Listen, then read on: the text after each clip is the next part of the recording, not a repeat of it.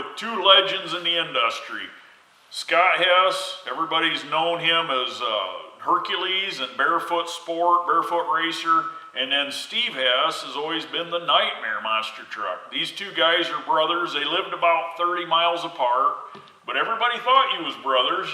They really aren't brothers, but tell us about that. We're not. We are not related. I don't care what rumors say they are, but we are not related.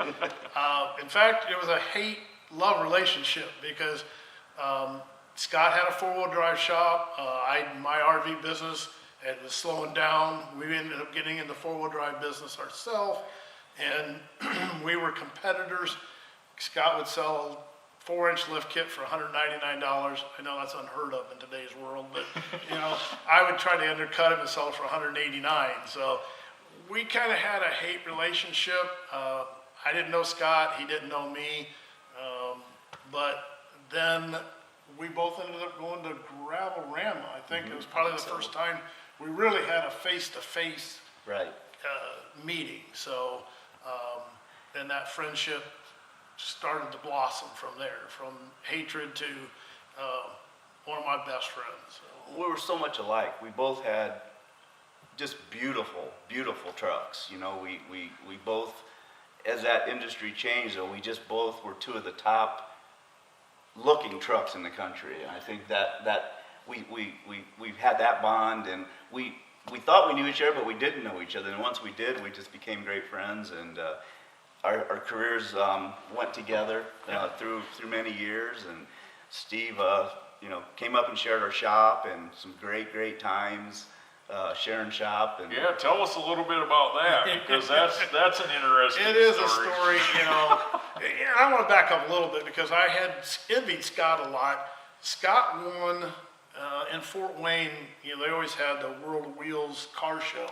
Scott had his truck there, and he took the best prize, #1 vehicle in that show. So his truck did win that, and I'm not sure we were in that year, and then went back into it. But so I always had a little envy against him because he did have a gorgeous street truck, and as well as ourselves had one. But yeah, to kind of go back to that story, Scott and I had made friendship over the couple years since our meeting at Gravel-Rama, and got closer together. He'd kind of started phasing out of the four-wheel drive shop a lot. They were buying parts from us because we were buying so big a wholesale. Yeah. Our shop had got considerably big. We were doing national magazines, advertising and stuff, and Peterson's and that. But anyway, I had said to Scott, I says, hey, my marriage is a little rocky here. I said I might need a place to come sometime. So I was at the Pontiac Silverdome. I blew my motor up, and I was back at my shop taking the motor out, putting another motor in, and was on a phone call and kind of got caught and was told that I needed to be out of there first thing in the morning. So Tuesday morning I showed up in Scott's garage. Scott wasn't there. I said, Troy, Scott said I could come up here and work out of the shop for a while if I ever needed to. And I remember it like it was yesterday. We were in Corpus Christi, Texas. First time I met Marty Garza. I don't think Marty had a monster truck, but he came and introduced himself, and I was in Barefoot Sport. Or was I? Must have been Sport. Yeah. Because I rolled over there and tore the truck up, and I remember calling home and telling my brother Troy that what had happened, and you get ready because we got to come home and put another body on. He said, hey, by the way, did you tell Steve he could come up and use the shop? And I said, well, we talked about it a while back. He said, well, he's here, him and his truck and a trailer full of stuff. So it was, Scott's family opened their arms up to me, treated me as family member, even though we're not related. But I think somewhere, we're brothers from another mother, but because we're both, we put our helmets on and our brains went to our foot. So, but Scott was just a crazier brother. But that's an example. Steve's and my friendship is typical of the monster truck industry back in the 80s and 90s. I have lifelong, I haven't been in the monster business for 25 years, but I have lifelong friends that, I might only see every 2 years, but it's just like I saw him yesterday. We are so close from that from that bond that we all shared back in the day. They're just lifelong friends, and it's a part of our life that's just it's so cherished because of the friendships we made and the bonds we created. Yeah, I look back, Scott, you know, you talk about friendship and family. My wedding, Scott's brother Troy was one of my groomsmen in my wedding. Well, I couldn't be because I had to drive his truck. Exactly. So that was, I made the mistake by saying, hey, I'm getting married July 1st. I said, you got a booking that weekend? And he's like, nope, I'm off that weekend. I said, well, you know, my truck's booked at Mansfield, Ohio. I said, but, you know, Fred's going to be there with Big Barefoot. And then I didn't know whether you'd be interested in running my truck. And I don't know, you kind of looked at me kind of funny. I says, I'll pay you for doing the show, but I said, I'll make it even sweeter.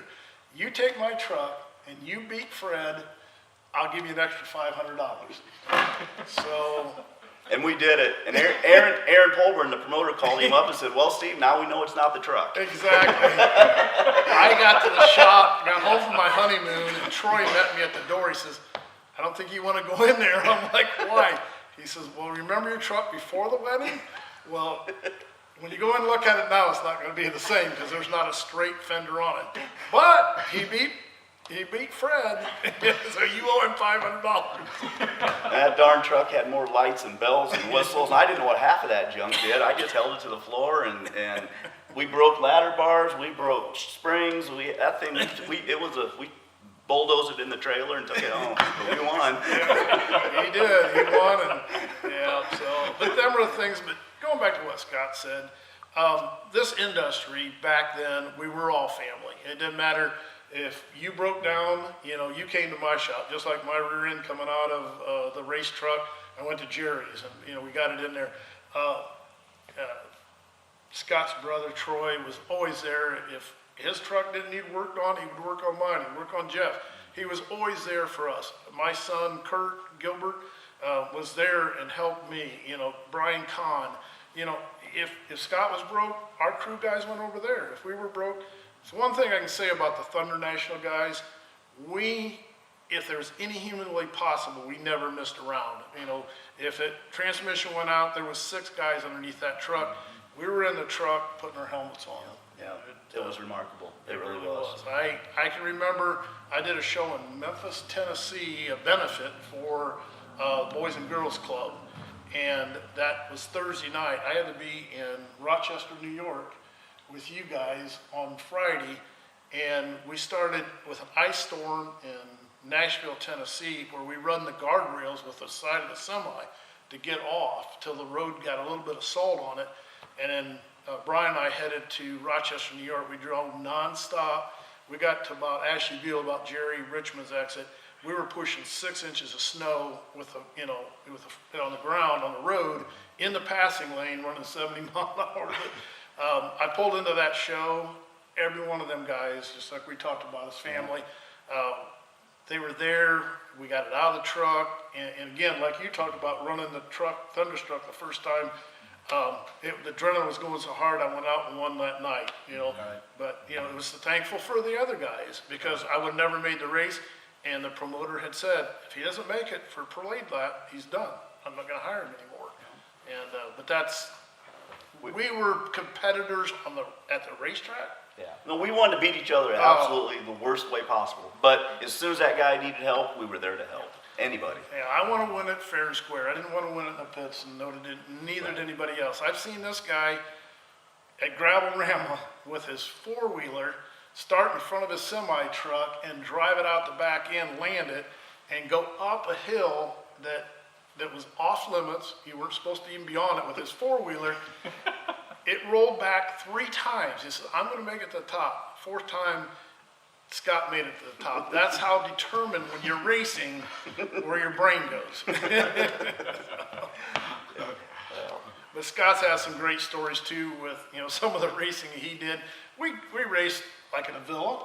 We raced each other out at the track here locally, but we traveled together, you know, we ate together, and, you know, our families all grew up together. Well, and then you guys' family even grew with a third brother that was from, North Carolina or Florida? Tell us a little bit about that, because... we were doing a show somewhere out in Missouri. We used to do that Missouri-Oklahoma tour. There was, I don't know, 6 or 8 weeks. Well, in come this truck called the Giant, Kirk Dabney. I'd heard about, Dabneys, but I'd never met him. And boy, he could sell a story, I'll tell you. And my wife Lisa was along, and he was married to Kathy, and they just hit it off. And just like anything, we needed help with each other, and we go to dinner and got acquainted. And unbeknown, we were going to the same show the next week and didn't even know it. So we spent the whole week together, and next thing I know, he's living in my spare bedroom and using the shop. So him, Steve, and I were all three shared a shop. It was, and everybody doesn't know, but our shop was in a residential area. We had a garbage trucking company, and we used the same building, but there was houses all around. But it was like monster truck heaven because we're right along Interstate 69 and then the 80-90 toll road. So anybody going through north or south or east or west, they whipped into Auburn because we were all there, and it was, the neighbors would get so mad. There'd be semis with rigs lined up the whole street. Bowling alley would be full of haulers, and we had a good old time. We did, yeah, absolutely. Fire them up at 9 o'clock, load them in the semis to get ready to roll out the next morning. Or I'd kill these guys because the trash company, we always started at 6 a.m. And, I had it in my blood. I grew up in that. And these guys, they wanted to work all night, and they didn't want to sleep all day. So I about killed Steve. You got to be here at 6. Of course, he was up at midnight still working on a truck. And I lived 45 miles away, so at that time, I had to drive and be there at 6. I had to stop at McDonald's and get sandwiches and be there so that I could feed Troy and Scott so we could get working on the truck. So, I knew Auburn's McDonald's very well. So, of course, it's no different than with Jerry Richmond. I'd have to go to McDonald's there, but I had to get plenty of ketchup for Jerry. Yeah.